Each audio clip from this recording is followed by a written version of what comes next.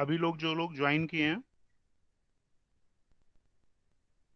Who is Prateek Singh? Prateek Singh unmute होइए। प्रतीक सिंह,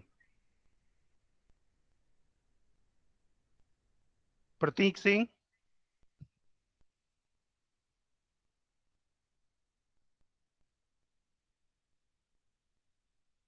आपके सामने स्क्रीन दिखाई दे रही होगी। और क्षितिज, यस हाँ सर। स्क्रीन दिखाई दे रही है। Yes basic sir. Computer organisation, ठीक है। My first question is what is computer? कोई रिप्लाई करेगा? Sir, can I reply? Sir, या Archi? Computer is a combination of hardware and software with which a task being very easy. Okay. Abhinav, Abhinav Kumar Upadhyay. The same है। Not same here, मुझे answer चाहिए। Same here कुछ नहीं होता। हाँ, जो भी आपको जिस लैंग्वेज में पता हो, जैसे आपने कंप्यूटर को अब तक यूज किया हो, what is the basic definition? Sir it sir, make Abhinav, effort Abhinav, easier. या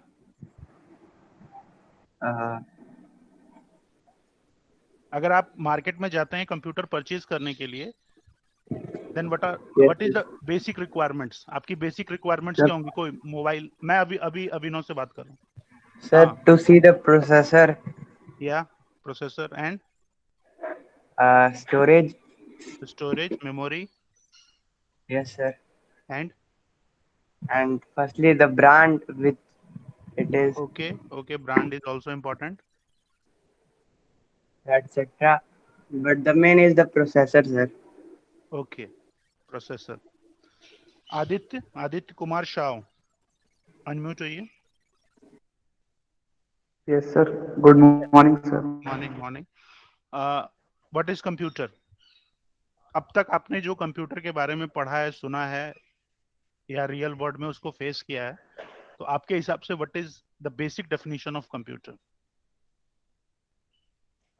sir, computer is an electronic okay, device, sir, that easy our life. Okay, सही है। Ayush, Ayush Kumar Singh, Yes, sir. या what is computer? So, computer is electronic device in which we put in which hardware and software are fitted to be for the use. ठीक है, आप लोगों ने, And okay, okay, okay, आप सब लोगों ने डेफिनेशन बताया। आर्ची ने बताया it is a combination of hardware and software and design for to perform a particular task. किसी टास्क को परफॉर्म करने के लिए या किसी ड्यूटी को परफॉर्म करने के लिए हम लोग यूज कर सकते हैं। Yes, you are right, a computer is an electronic device, but this is a electronic device, लेकिन ये एक डंप बॉक्स की तरह है। जब तक हम इसको कमांड नहीं देंगे, जब तक हम इसको इंस्ट्रक्शंस नहीं देंगे, तब तक ये कुछ अपने आप परफॉर्म नहीं कर सकता। It is just like a dump box. ये एक इलेक्ट्रॉनिक डिवाइस है जिसके पास कुछ हार्डवेयर हैं, कुछ पेरिफेरल डिवाइसेस हैं जो इससे कनेक्टेड हैं, जैसे प्रिंटर कनेक्टेड है, माउस कनेक्टेड है, कीबोर्ड कनेक्टेड है, मॉनिटर कनेक्टेड है, और भी अदर बहुत सारी रिसोर्सेज हैं जो इसके साथ कनेक्टेड हैं। लेकिन उनको वो खुद ब खुद ऑपरेट नहीं कर सकता। उसको ऑपरेट करने के लिए, इन हार्डवेयर्स को ऑपरेट करने के लिए, हमें यूजर फ्रेंडली नेचर प्रोवाइड करने के लिए हमें सॉफ्टवेयर की जरूरत होती है। Software is a group of instructions. वो इंस्ट्रक्शंस हैं, वो कमांड्स हैं जो उसको प्रोवाइड किया जाता है कि जैसे अगर हम कीबोर्ड में कुछ टाइप कर रहे हैं तो हमारा स्क्रीन पर वो चीज डिस्प्ले हो जाए। उसके लिए कुछ प्रोग्राम्स लिखे गए हैं जिनको हम सिस्टम प्रोग्राम्स कहते हैं। उन सिस्टम प्रोग्राम्स का काम ये होता है कि जो भी कमांड, जो भी इनपुट, जो भी प्रोसेसिंग हमें करनी है, उसको वो कैच करते हैं और डिजायर्ड पेरिफेरल डिवाइस जो इससे कनेक्टेड है उसके पास वो ले जाके उसको प्रोवाइड कर देते हैं। यानी आप कह सकते हैं कि हमारे सिस्टम के अंदर कुछ बसेस हैं। बसेस एक तरीके से मीडियम है ट्रांसफर का। जैसे अगर आप कीबोर्ड से कुछ ट्रांसफर कर रहे हो तो वो कैसे हमें स्क्रीन पे दिखाई देने लग रहा है? वो डेटा ट्रांसफर हो रहा है डेटा डेटा बस की हेल्प से, और उसे कहां पर जाना है वहां तक पहुंचाने की जिम्मेवारी जो है वो एड्रेस बसेस की। तो हमारे सिस्टम के अंदर एक मैनेजमेंट है। Computer is an electronic device under the control instructions stored in its memory. Memory वो पोर्शन है, वो एरिया है जहां पर हम इन इंस्ट्रक्शंस को, इन प्रोग्राम्स को स्टोर करते हैं। That can accept the data. Data क्या हो गया? डेटा का मतलब ये हो गया कि जो आप यूजर को प्रोवाइड करते हो, यानी अब मैं दूसरे शब्दों में उसे कहूं इनपुट डिवाइस। इनपुट, जब आप कोई डेटा प्रोवाइड करते हो, जैसे आपने लिखा 2+2, तो 2 and 2 are the variables, are the values provided by the user. उसने दो वैल्यूज प्रोवाइड की और एक ऑपरेटर प्रोवाइड किया और दो ऑपरेंड्स प्रोवाइड किए। 2 और 2 जो हो गए, दो ऑपरेंड हो गए और एक ऑपरेटर हो गया प्लस। तो जब हम कीबोर्ड से 2+2 टाइप करेंगे तो जो हमारा सिस्टम का इंटरप्रेटर है, जैसे कंप्यूटर जो है और हम हैं, हम लोग बिल्कुल उस तरीके से हैं कि जो दोनों को दो डिफरेंट टाइप ऑफ लैंग्वेज आती है। हमारी लैंग्वेज को हमारा सिस्टम नहीं समझ सकता और उसकी लैंग्वेज को हम लोग नहीं समझ सकते। इसीलिए हम लोग एक इंटरफेस, एक इंटरप्रेटर को बीच में रखते हैं जिसको हम कहते हैं ऑपरेटिंग सिस्टम। जो भी कमांड, जो भी एग्जीक्यूशन हम लोग एग्जीक्यूट कराना चाहते हैं, जो भी इनपुट हम प्रोवाइड करते हैं, ऑपरेटिंग सिस्टम उसको कैच करता है और वो दोनों ऑपरेंड्स जो हम लोगों ने 2 और +2 प्रोवाइड किया है, उसमें जो 2 और 2 जो वैल्यू है उनको वो ले जाके एक जगह पर मेमोरी में स्टोर कर देगा। और प्लस जो होगा वो एक ऑपरेटर है, तो प्लस ऑपरेटर के लिए वो उसके रिलेटेड मैकेनिज्म को कॉल करेगा जो हमें ये बताएगा कि इन दोनों का एडिशन होना है। उन दोनों का एडिशन करके हम इसका इंटरमीडिएट रिजल्ट भी मेमोरी में स्टोर कर देंगे और अगर हम उसको प्रिंट कराएंगे तो फिर वो उसका मैकेनिज्म कॉल करेगा जो प्रिंटिंग के लिए रिस्पॉन्सिबल होगा और वो उसको ले जाके स्क्रीन पर डिस्प्ले कर देगा। यानी ये सारा का सारा जो कॉन्सेप्ट है वो सॉफ्टवेयर का है। सॉफ्टवेयर की हेल्प से हम हार्डवेयर को कमांड दे सकते हैं, सॉफ्टवेयर की हेल्प से हम हार्डवेयर से कमांड रिसीव कर सकते हैं, सॉफ्टवेयर की हेल्प से हम इसको प्रोसेस करके आपकी स्क्रीन पर डिस्प्ले कर सकते हैं। तो तीन चीजें इंपॉर्टेंट हो गई, एक हो गया इनपुट, एक हो गया प्रोसेस और तीसरा हो गया आउटपुट। तो अगर आपकी स्क्रीन पे जो डेफिनेशन दिखाई दे रही है, अ computer is an electronic device under the control of instruction stored in its memory that can accept the data in form of input, process the data according to the specified rules and regulation. The program is given, the system program is responsible for this to process the data. With the help of processor, किसी ने बताया कि sir processor is an important part because processor is responsible to process the input and provide the desired output and produce the information. सबसे पहले आप लोगों ने उसको डेटा प्रोवाइड किया। Data are the raw facts, figures, जिससे हम कुछ रिट्रीव नहीं कर सकते, जिससे हम कुछ जान नहीं सकते। लेकिन जब हमारा प्रोसेसर एक सिस्टम प्रोग्राम या प्रोग्राम की हेल्प से, ग्रुप ऑफ इंस्ट्रक्शन की हेल्प से उसको प्रोसेस करेगा, तो प्रोसेस करने के बाद वो रॉ डेटा हमें एक इंफॉर्मेशन के रूप में आ जाएगा। इंफॉर्मेशन का मतलब ये है कि कुछ मीनिंगफुल रिजल्ट। आप पूरे साल मेहनत करते हो, डिफरेंट डिफरेंट एक्सरसाइजेस करते हो, डिफरेंट डिफरेंट टॉपिक्स पढ़ते हो, लेकिन आपका फाइनली एम क्या है? अपना बोर्ड का एग्जाम देना और उन सभी चीजों को एक्सप्लोर करके एक जगह ले आना और उनकी हेल्प से जो भी क्वेश्चन पेपर या जो भी हमारा पैटर्न है, मैकेनिज्म है, उसमें अपीयर होना और फाइनल पास होना। तो इंफॉर्मेशन जो रिट्रीव होके आ रही है उन सभी चीजों से, वो ये आ रही है कि या तो आप पास हो रहे हैं या तो फेल हो रहे हैं। तो फाइनली जो प्रोसेसिंग होने के बाद जो रिजल्ट आ रहा है, वो रिजल्ट हमें स्क्रीन पर दिखाने का काम जो होता है वो आउटपुट का होता है, आउटपुट डिवाइसेस का होता है। तो this is a basic definition of a computer. कोई किसी को कुछ पूछना है अगर कंप्यूटर की डेफिनेशन में तो वो पूछ सकता है। Yes, any query regarding computer? Computer is an electronic device that is responsible to take an input, process the output with the help of processor, and then produce some desired information, desired result, and store the information in memory for the further use. Yeah. Any query? Mayank? Mayank? Mayank unmute होइए अगर मेरी आप आवाज सुन रहे हो तो। मयंक राय।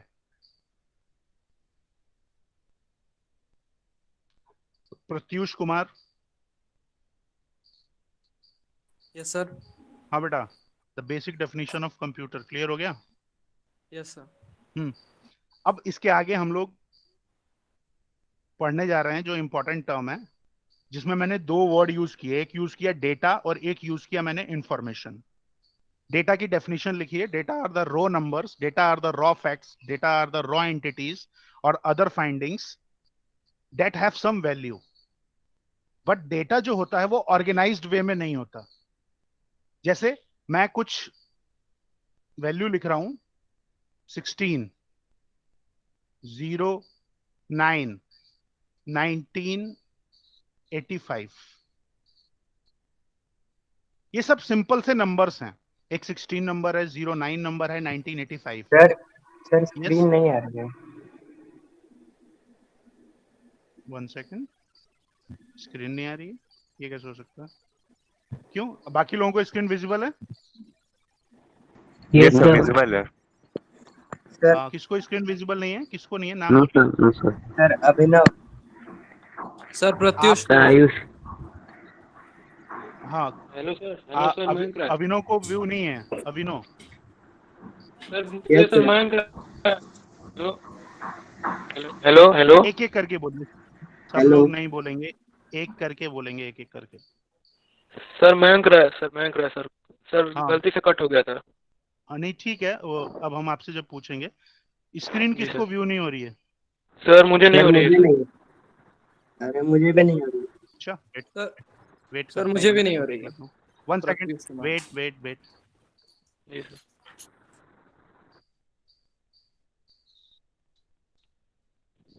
Yes sir अब आ रही है। ये सर आ रही है। आगे नहीं आ रही है ना? ठीक।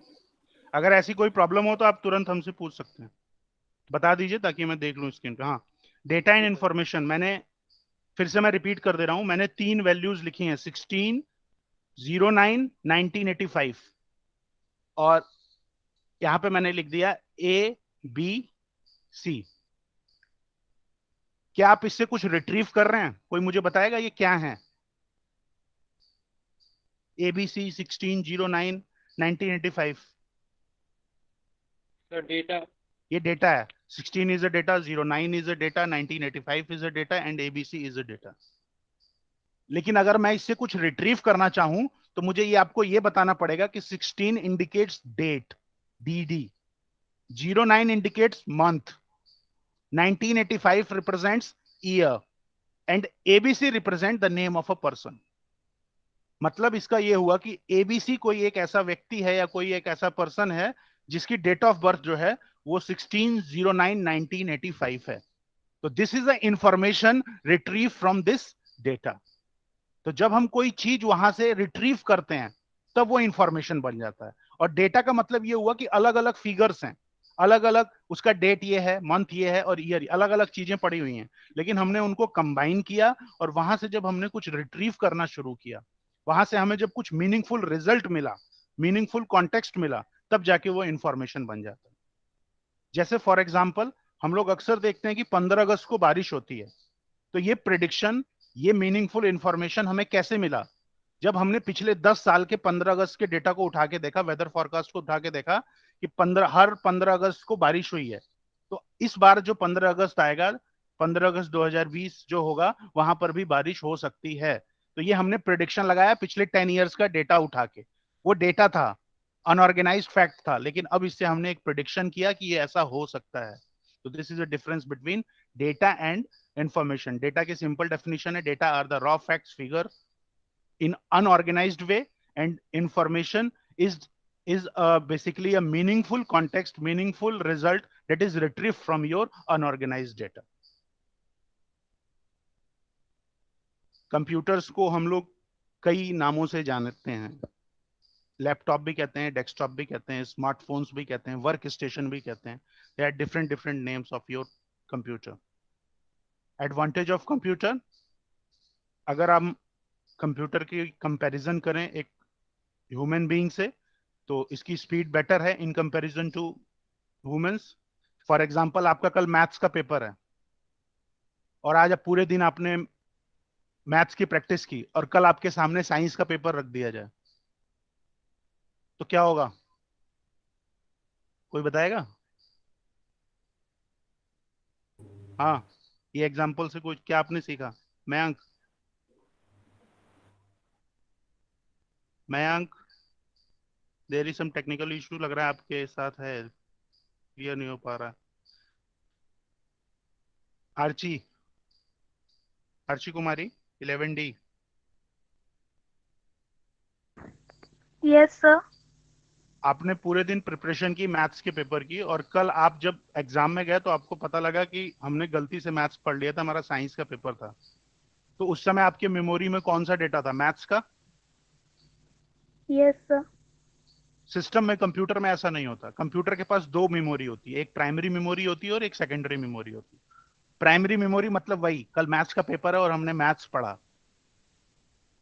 और Yes, लेकिन sir. आपको अगर साइंस का पेपर दे दिया जाए तो आप अटेम्प्ट नहीं कर पाओगे, क्योंकि आपने पूरे दिन जो प्रिपरेशन की है वो मैथ्स की है। लेकिन कंप्यूटर के केस में क्या होता है, जो प्राइमरी मेमोरी होती है वो हमारे ह्यूमन माइंड की तरह होती है। जो चीजें हम फ्रिक्वेंटली यूज कर रहे हैं, डेली हम लोग अपना सिस्टम ओपन करते हैं तो वो फाइल्स ओपन करते हैं, तो वो तो उसके मेन मेमोरी में पड़ी रहेगी। लेकिन अगर हम किसी दूसरे डेटा को भी डिमांड करते हैं, जैसे साइंस का पेपर आ गया और इसको कहें, तो वो अपनी सेकेंडरी मेमोरी से वो डेटा उठा के आपके सामने प्रेजेंट कर सकता है। लेकिन हमारी लिमिटेशन है, हमारे ह्यूमन माइंड की लिमिटेशन है कि हमने जिस चीज को पढ़ा या समझा, हम केवल उसी को रिप्रेजेंट कर सकते हैं।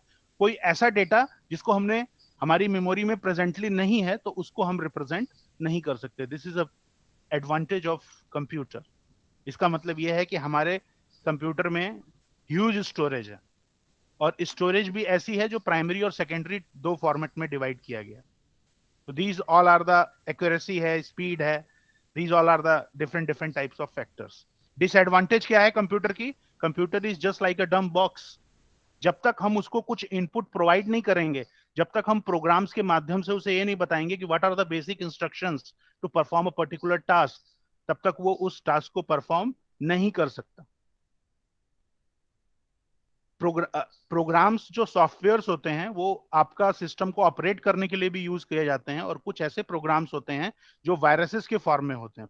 Virus is also software program, लेकिन उसका काम ये होता है कि जो हमारे सिस्टम प्रोग्राम्स हैं हमारे कंप्यूटर के, उनको डिस्टर्ब करना। तो इस तरीके से हमारी फाइल्स को नुकसान पहुंच सकता है, डेटा मैनिपुलेट हो सकता है। तो कंप्यूटर्स में डिफरेंट टाइप ऑफ क्राइम्स हो सकते हैं with the help of this virus. हम अगर ज्यादा देर तक सिस्टम पे बैठे रहें, ज्यादा देर तक मोबाइल देखें, तो हमारे हेल्थ इश्यूज भी हो सकते हैं। और ये जो ई वेस्ट होता है, अगर हमने इसको सही से डिस्पोजल नहीं किया, तो ये हमारे इन्वायरमेंट के लिए भी नुकसानदायक है। These all are the disadvantages.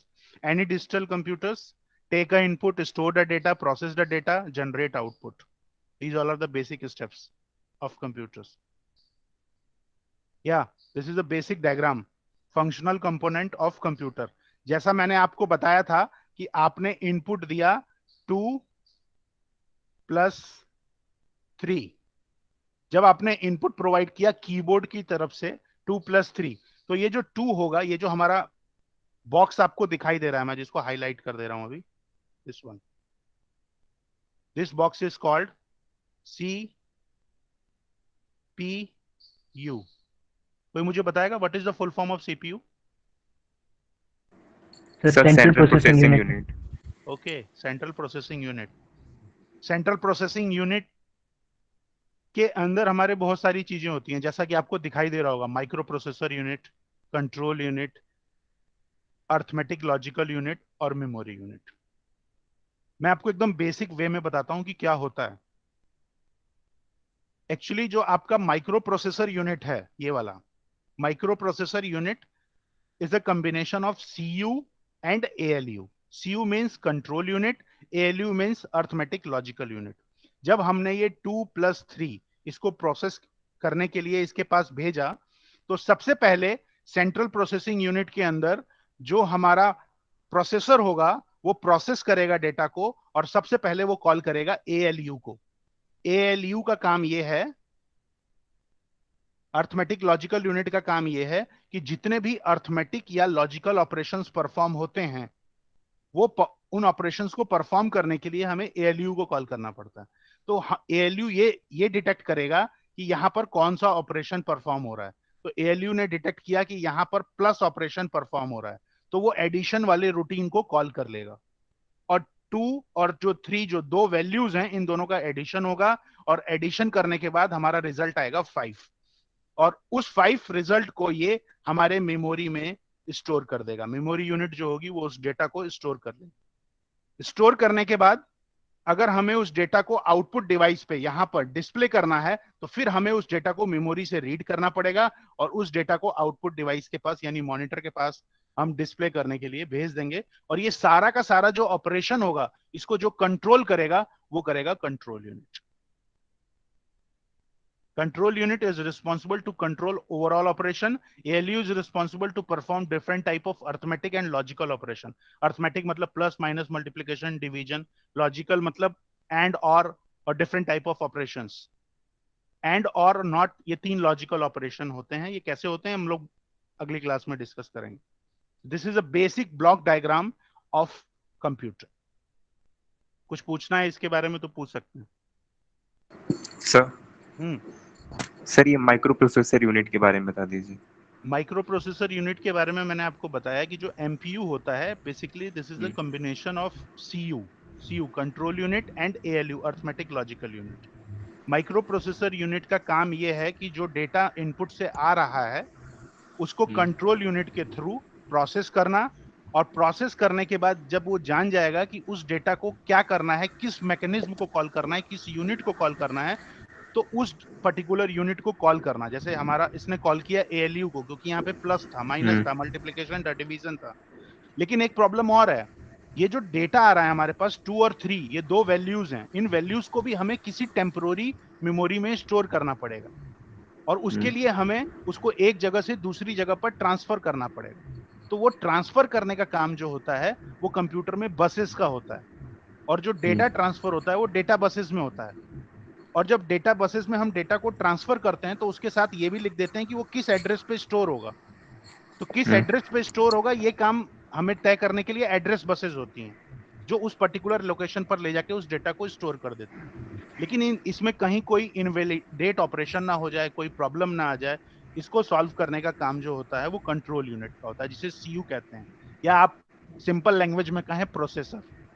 Processor का काम ये है कि प्रोसेस करना, और ये सारी की सारी चीजें जो पॉसिबल होती हैं वो with the help of programs होती हैं, क्योंकि प्रोग्राम्स में ही वो सब रूटीन्स या एक्शंस लिखे होते हैं कि हमें किसी टास्क को परफॉर्म करने के लिए क्या एक्शन करना पड़ता है। Okay yes. हाँ, एनीवन एल्स कुछ पूछना हो किसी को? किसी को कुछ नहीं पूछना? मैं पूछूं? Pratyush yes sir. Yes sir. मेरा सिंपल सा एक क्वेश्चन है कि ये जो मेमोरी यूनिट है this one, yes sir. Memory unit जो है उसका वर्क क्या है? सर वो माइक्रो प्रोसेसर यूनिट से जो भी डेटा आता है उसको आउटपुट देता है। मतलब ये प्रोसेस होने के बाद माइक्रो प्रोसेसर यूनिट मत कहिए कि जब प्रोसेस हो जाता है डेटा, उस पर जो एक्टिविटी परफॉर्म होनी होती है वो परफॉर्म हो जाती है, उसके बाद जब रिजल्ट फॉर्मेट में डेटा हमारे पास आता है तो मेमोरी में स्टोर करता है। और अगर उस डेटा को हमें यूजर के सामने डिस्प्ले करना है तो उसके लिए भी हमारा मेमोरी, देखिए मेमोरी यूनिट में 2 पाथ बने हुए हैं, एक पाथ उसकी तरफ आ रहा है और एक पाथ उसकी तरफ से जा रहा है। इसका मतलब हम यहाँ पे डेटा स्टोर भी कर सकते हैं और डेटा यहाँ से रिट्रीव भी कर सकते हैं, दोनों फंक्शनैलिटीज हमारे पास। ठीक है, सब बेसिक डेफिनेशन लिखी है कि इनपुट यूनिट क्या होती है और आउटपुट यूनिट होती है। आर्ची मुझे जरा 3 यूनिट इनपुट डिवाइसेस के नाम बता देंगे? आर्ची कुमारी, ये सब आप लोगों ने पढ़ा होगा पहले। Archi? Yes sir. 3 input camera, camera, mouse, scanner, keyboard, keyboard and output monitor, printer. ठीक है, ओके, आपने बता दिया कि आउटपुट डिवाइस में मॉनिटर हो गया, हमारा प्रिंटर हो गया। अच्छा, मैं एक क्वेश्चन पूछ रहा हूँ, जरा आप लोग मुझे बताइएगा कि वो इनपुट डिवाइस है कि आउटपुट डिवाइस है। एटीएम आप सब लोग गए होंगे, एटीएम में जो टच स्क्रीन लगा होता है वो इनपुट डिवाइस है कि output device? Sir sir input है। किसी ने Input है। आउटपुट कहा है, मुझे वो आउटपुट वाला जरा समझा दें कैसे, किसने कहा था? अब कई लोग बोले थे इसलिए मुझे क्लियर नहीं हुआ। क्षितिज सिंह। हाँ क्षितिज। यस सर, क्योंकि मुझे लगा कि वो डाटा डिस्प्ले करता है, इसलिए अगर आपको आपका बैंक अकाउंट बाद में पैसा उतारने के बाद अगर चेक करना हो तो वो डाटा डिस्प्ले भी तो करता है।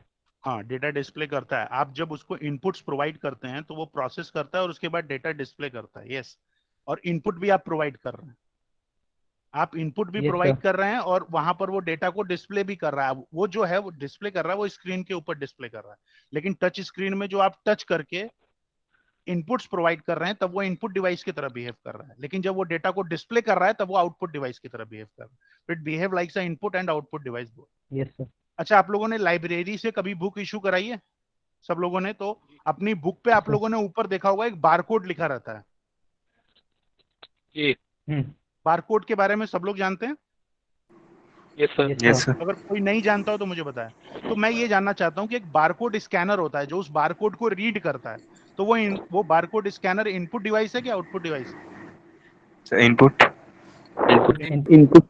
क्योंकि जो बारकोड में लिखा रहता है उसको वो स्कैन कर लेता है और स्कैन करके हमारा जो डिवाइस होती है वहां तक वो पहुंचा देता है। आप लोग मॉल वॉल में जाते हैं, आप लोगों ने ये कॉन्सेप्ट जो मैं बताने जा रहा हूँ, प्लीज अपना माइक्रोफोन बंद कर लें, किसी की आवाज आ रही है।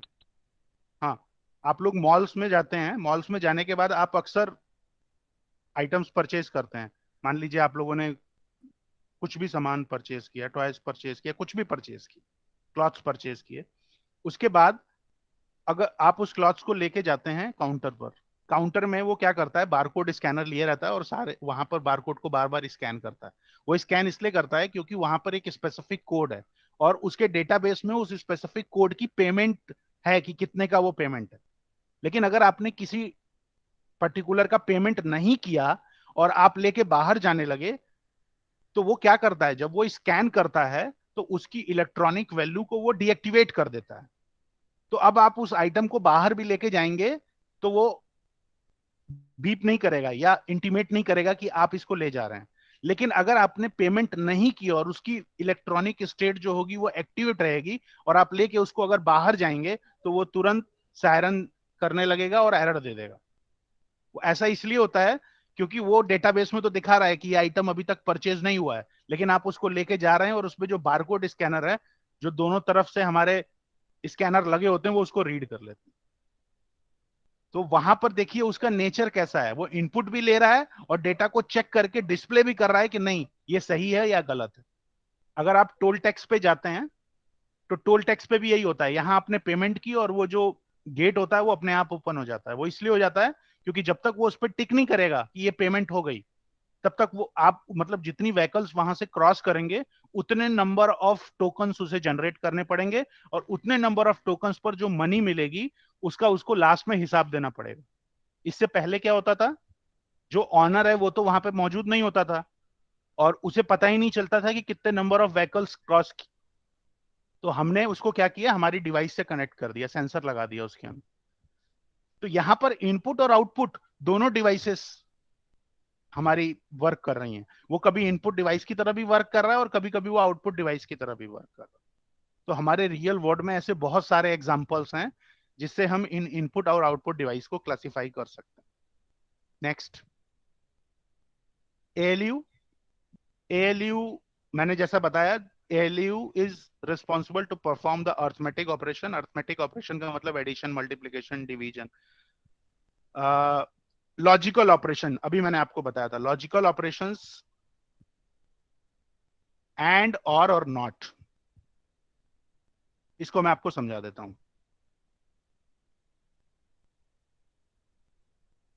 नॉट का काम ये होता है कि अगर कोई वैल्यू ट्रू है तो उसको फॉल्स कर दे और फॉल्स जो है उसको ट्रू कर दे। और का मतलब ये होता है कि अगर दो सिचुएशन आपके सामने दी हुई हो तो उन दोनों सिचुएशन में से एटलीस्ट वन सिचुएशन ट्रू होनी चाहिए। अगर दोनों फॉल्स हैं तो उसका रिजल्ट फॉल्स आएगा और एंड में दोनों कंडीशन ट्रू होनी चाहिए तभी वो रिजल्ट ट्रू होगा। जैसे फॉर एग्जांपल, अगर मैं 0 का मतलब फॉल्स मानता हूं और 1 का मतलब ट्रू मानता हूं, 0 मीन्स फॉल्स और 1 का मतलब अगर हमारा ट्रू है, तो अगर 0 और 1 के बीच में मैं और ऑपरेशन लगाता हूं तो इसका रिजल्ट 1 आएगा, यानी ट्रू आएगा।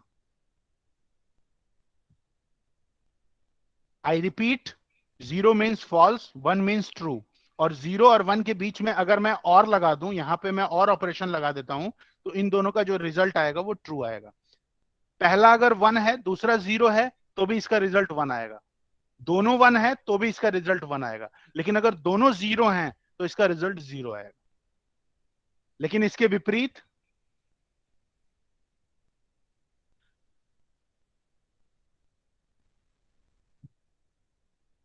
ये 0 है और 1 है।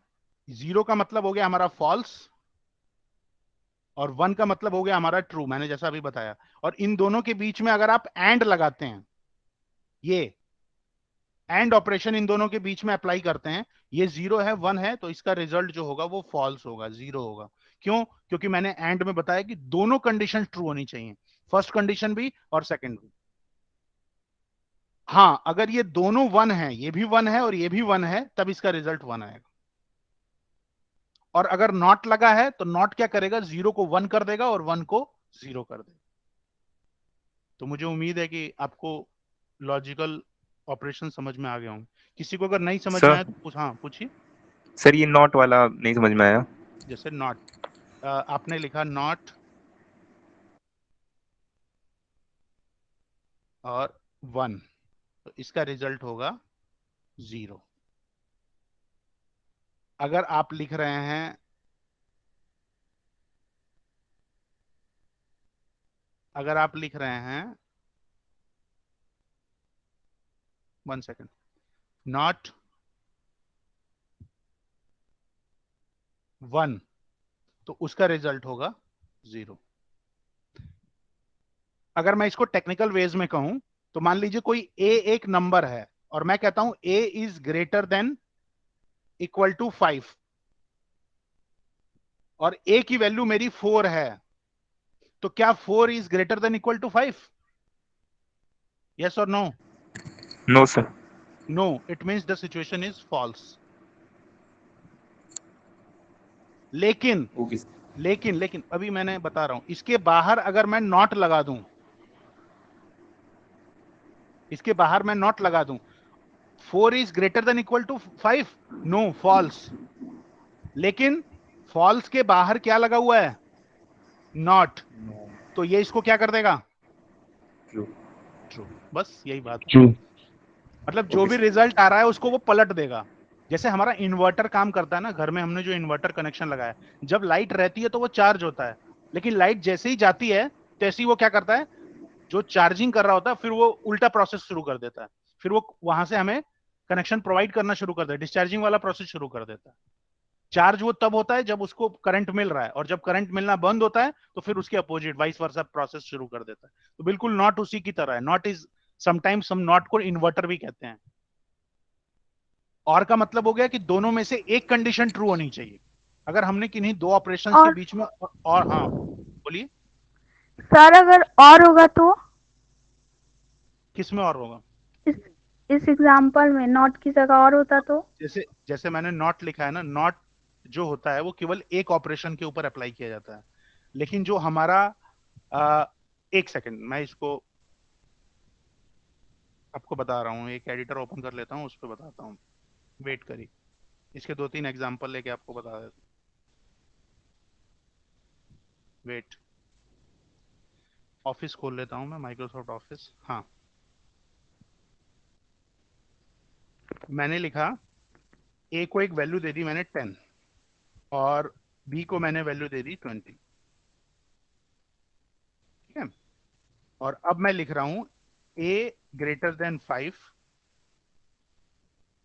और बी लेस देन 10।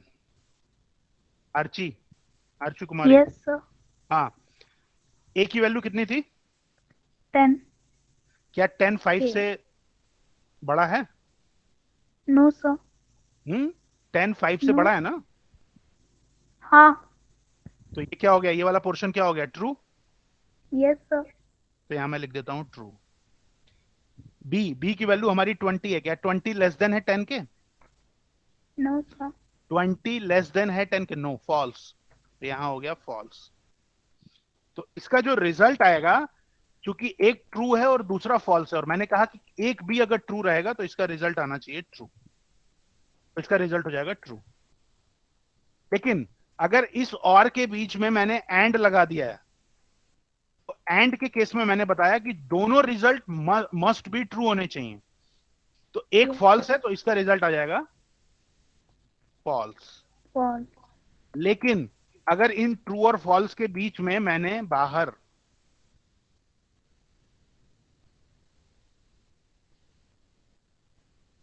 नॉट लगा दिया, पहले ट्रू एंड फॉल्स का रिजल्ट जो आएगा वो तो फॉल्स आएगा, लेकिन प्रॉब्लम क्या है, फॉल्स के बाहर हमने क्या लगा दिया है, नॉट, और नॉट इस फॉल्स को क्या कर देगा, True. ट्रू कर, बस सिंपल सी बात। एंड के केस में दोनों कंडीशन ट्रू होनी चाहिए, और के केस में एटलीस्ट वन कंडीशन ट्रू होनी चाहिए। और नॉट का काम यह है, नॉट केवल एक ऑपरेंड के ऊपर लगता है, एक सेट ऑफ ऑपरेशन के ऊपर लगता है, और जो एंड और है उसके लिए कम से कम दो चाहिए, दो वैल्यूज चाहिए। अब मैं आपके सामने कुछ सिचुएशन लिख रहा हूं और आपसे पूछूंगा कि क्या वो ट्रू है या फॉल्स है।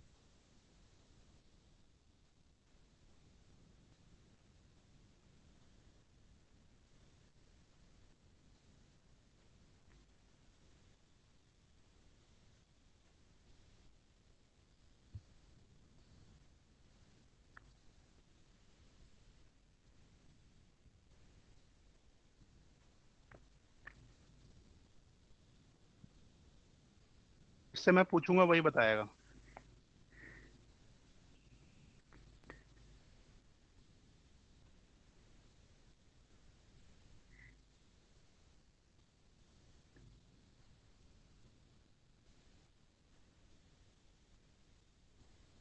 हाँ, अभिनव अभिनव कुमार उपाध्याय।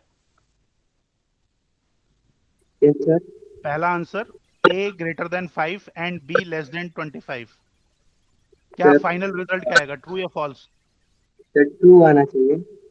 ट्रू आना चाहिए, चेक करते हैं। 10 is greater then 5, yes true. And b is greater then, sorry, b is less then 25, b 20 है और 25 से छोटा है, ऑब्वियस सी बात है, तो this is true. Final result is true, good. Next case. True और नहीं नहीं, अब मैं जिससे पूछूंगा वो बताएगा। आयुष, आयुष कुमार सिंह। Yes, sir. हाँ बेटा, ट्रू और फॉल्स? Sir, true. बिल्कुल ट्रू पहले केस में रहेगा ही, और लगा है और ट्रू। और मैंने अभी आपको बताया कि ऑब्वियस सी बात है, अगर दोनों कंडीशन ट्रू है तो ट्रू होगा ही, एटलीस्ट एक रहनी चाहिए थी, तो इसका भी आंसर हमारा आ गया ट्रू। गुड। प्रत्युष, यस फटाफट सर। इसका answer. Sir false. Good, very good. False. False इसलिए होगा क्योंकि अभी हमने ऊपर देखा इसका आंसर ट्रू आया है और उसके बाहर नॉट लगा है, तो वो इस ट्रू को फॉल्स कर दो। Yes sir. ये मैंने जितने ऑपरेशंस बताए, these are the basic operations. और आप देखो, मैं इसको अब प्रोग्रामिंग एडिटर पे रन करा के दिखा रहा हूँ, क्योंकि आपने अभी प्रोग्रामिंग स्टार्ट नहीं की है, लेकिन फिर भी आपको बेसिक कॉन्सेप्ट तो समझ में आ गया है कि कैसे करना है। सीधा मैंने प्रोग्रामिंग ओपन की, प्रोग्रामिंग एडिटर जिसपे हमें कोडिंग करनी है। इसको मैं थोड़ा मैक्सिमाइज कर देता हूँ ताकि आपको क्लियर दिखाई दे। अगर स्क्रीन नहीं दिखाई देगी तो तुरंत बताइएगा। हाँ, क्लियर दिखाई दे रहा है सबको? Yes sir. मैंने ए को वैल्यू दे दी 10, एंटर। बी को वैल्यू मैंने दे दी 25, ओके। और एक सिचुएशन में आप लिख रहा हूं, ए ग्रेटर देन 10। ए की वैल्यू तो 10 है, तो क्या 10 के ग्रेटर होगी? No sir. नो, तो कंडीशन क्या, क्या आंसर आना चाहिए? फॉल्स। सही है। B is less than 20, it is, क्या आंसर आना चाहिए? False. Very good. अब मैं दोनों कंडीशन को मिला दे रहा हूं, a less than 10 and b less than 20। Ayush answer बताओ क्या आएगा इसका। a 10 से सर भी false। छोटा है, फॉल्स। कुछ हम लोगों ने गलती कर दी लग रहा है, वेट।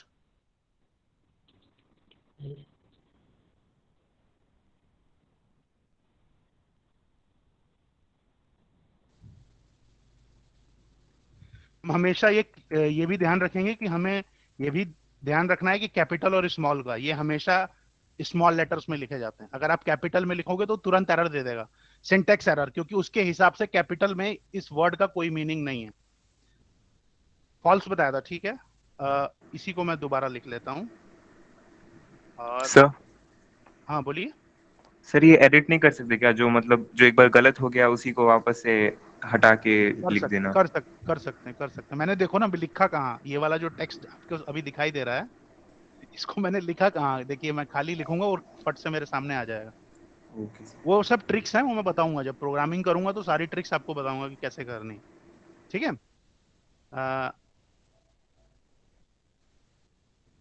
और आंसर कौन देगा? मयंक।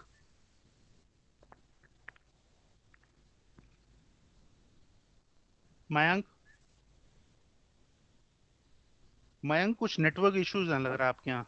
मेरी आवाज आर्ची? Yes, sir. हेलो। हाँ मयंक, आ रही आवाज? जी सर। हाँ बेटा आंसर, हेलो। इसका आंसर जो स्क्रीन पे दिख सर रहा है ये उसका सर, मुझे जी सर ये फॉल्स होगा। No, Hello? sir. I think ये true है. ठीक है, देखते हैं ट्रू है फॉल्स है। False, False. फॉल्स। क्योंकि a की वैल्यू 10 है, 10 से तो ऑब्वियस सी बात है लेस नहीं होगी क्योंकि वो 10 है, और b की वैल्यू लेस देन 20 है, जी। तो b की वैल्यू तो भैया 25 है ना, तो 25 इज ग्रेटर देन 20, तो इसीलिए इसकी वैल्यू फॉल्स होगी। आर्ची समझ में आ गया? Yes, sir. ठीक है, अब मैं नॉट लगाने जा रहा हूं, नॉट, यस सर। और ये और इसको कॉपी कर देते हैं यहाँ, ये आ गया। अभी हमने पढ़ा फॉल्स, तो ये फॉल्स को कर देगा ट्रू। True. अभी हमने देखा इसका फॉल्स आया था, लेकिन हमने अगर बाहर नॉट लगा दिया तो वो फॉल्स को ट्रू करेगा। अच्छा, अब एक चीज और मैं आपको बताना चाह रहा हूं, अगर आप ये चेक करना चाह रहे हैं कि क्या वो नंबर उस नंबर के इक्वल है या नहीं, जैसे तो उसके लिए हम मैथ्स में तो हम इक्वल टू पढ़ते हैं, लेकिन हमारे कंप्यूटर में डबल इक्वल टू होता है। डबल इक्वल टू ये चेक करता है कि ए की जो वैल्यू है क्या वो 10 के इक्वल है या नहीं। 1 सेकेंड, ओह सॉरी, मैंने कैपिटल ए लिखा था और स्मॉल ए की वैल्यू कंपेयर करा रहा था। अब देखिए, देखिए ट्रू बता दिया, क्योंकि हमने शुरुआत में जो ए को वैल्यू दी थी वो 10 दी थी, और यहां पे मैंने, अगर मैं कभी भी डबल इक्वल टू लिखूं ना, एक सिंगल इक्वल टू फिर उसके बाद एक और सिंगल इक्वल टू, इसका मतलब ये होता है कि मैं ये चेक कर रहा हूं कि पहले वाले की वैल्यू दूसरे वाली वैल्यू के मैच कर रही है या नहीं कर रही। हमारा मैथ्स वाला इक्वल टू नहीं है, मैथ्स वाले इक्वल टू में तो हम एक इक्वल टू लगाते हैं, लेकिन हमें यहां दोनों को कंपैरिजन करना हो, चेक करने की उसकी की वैल्यू है। जैसे अगर मैं ए की वैल्यू कुछ और दूं तो एरर दे देगा। Wait, a double equal to मैं 20 करूं तो फॉल्स बताएगा, क्योंकि ए की वैल्यू 10 है। This is a simple method. सबको समझ में आ गया? Yes, sir. ठीक है, यस सर। तो आई थिंक क्लास का टाइम ज्यादा हो गया, 12:03 हो गया। नेक्स्ट क्लास आपकी होगी किसी की? अच्छा, आप लोगों की में से कोई ऐसा है सर अभी चल नहीं रही है। अच्छा ठीक अभी है, तो चल हम नहीं लोग रही कोई। इस जो टॉपिक चल रहा है उसको थोड़ा सा फिनिश कर लेते हैं, फिर कल नेक्स्ट टॉपिक डिस्कस करेंगे। हम लोग लॉजिकल ऑपरेशंस के बारे में पढ़ रहे थे, तो हमने सारे लॉजिकल ऑपरेशंस पढ़ लिए। मैं एक बार इसकी डेफिनेशन पढ़ दूं एएलयू यूनिट की। Performs the basic arithmetic operation such as addition, multiplication, difference etcetera. Perform the logical operation, अब आप लोग बेहतर तरीके से जान चुके हैं कि एंड और नॉट किस तरीके से वर्क करता है। Modern ALUs have a small amount of special storage. जो आजकल के एएलयूज यूज कर रहे हैं उनके पास एक स्पेशल स्टोरेज यूनिट होती है जिसको हम कहते हैं registers. Registers acts as a fast buffer. अगर उन रजिस्टर्स में हम कोई कैलकुलेशन करते हैं, कोई वैल्यू स्टोर करते हैं, तो उसको एक्सेस करने का या उसमें डेटा स्टोर करने का जो टाइम होगा वो हमारी मेमोरी के कंपैरिजन में बहुत बेटर रहता है। तो इनके पास एक छोटी सी स्मॉल स्टोरेज डिवाइस होती है, इनका साइज बहुत ज्यादा नहीं होता है, लेकिन वो इतना होता है कि किसी डेटा को स्टोर कर सके और उसके इंटरमीडिएट रिजल्ट जो कैलकुलेशन हो रही हैं उनको स्टोर कर सके। उनको हम रजिस्टर्स कहते हैं, जो मेमोरी से बहुत फास्टर होते हैं, that can be accessed faster than main memory. Control unit मैंने जैसा बताया, it is a single unit that control the signals. जो हमारे सिग्नल्स हैं अप्रोप्रिएट डिवाइस तक पहुंच जाएं कि उसे ये एक्टिविटी परफॉर्म करनी है, वो सारा काम कंट्रोल यूनिट करता है with the help of buses. Buses is responsible to transfer the signal from one system to another system. Memory एक ऐसी इंपॉर्टेंट चीज है जिसको हम लोग ब्लॉक्स में डिवाइड करते हैं इस तरीके से। ये जो ब्लॉक ऑफ मेमोरी है वो सबसे स्मॉलेस्ट एरिया है मेमोरी का, जिसको हम कहते हैं बिट, BIT बिट, जिसके अंदर जो वैल्यू स्टोर होती है कंप्यूटर में वो या तो 0 होगी या तो 1 होगी। 0 का मतलब होता है फॉल्स और 1 का मतलब होता है ट्रू। ठीक है, अभी इतना ही समझिए। सबसे जो स्मॉलेस्ट एरिया होता है उसको हम बिट कहते हैं, और कलेक्शन ऑफ बिट्स जो हो जाती हैं 8 bits, that becomes a byte. आप लोग इंटरनेट का रिचार्ज कराते हैं तो एक वर्ड सुना होगा आपने, जीबी। कोई बता सकता है what is the meaning of GB? Gigabyte. Sir gigabyte. Gigabyte. अच्छा, एक कितनी मेगाबाइट में कोई बता सकता है? Sir 1024 megabyte. 1024 मेगाबाइट। 1 मेगाबाइट में how many number of KBs? Sir 1024। 1024 KBs. 1 KB में how many number of bits? Sir 1024। Byte. और सर बाइट नहीं बाइट। और एक बाइट में कितनी बिट्स होती हैं? सर 8।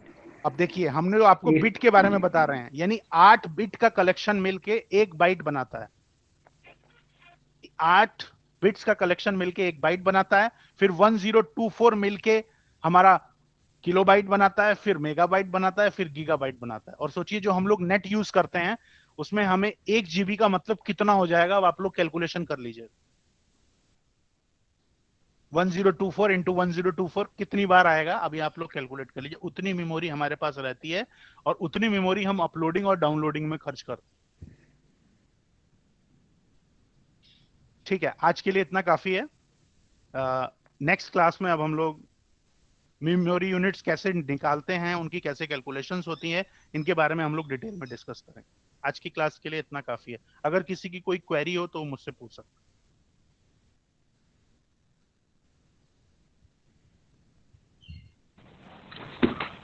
सर बोलिए। सर पाइथन 3 में प्रोग्राम आप कैसे रन करा रहे हैं?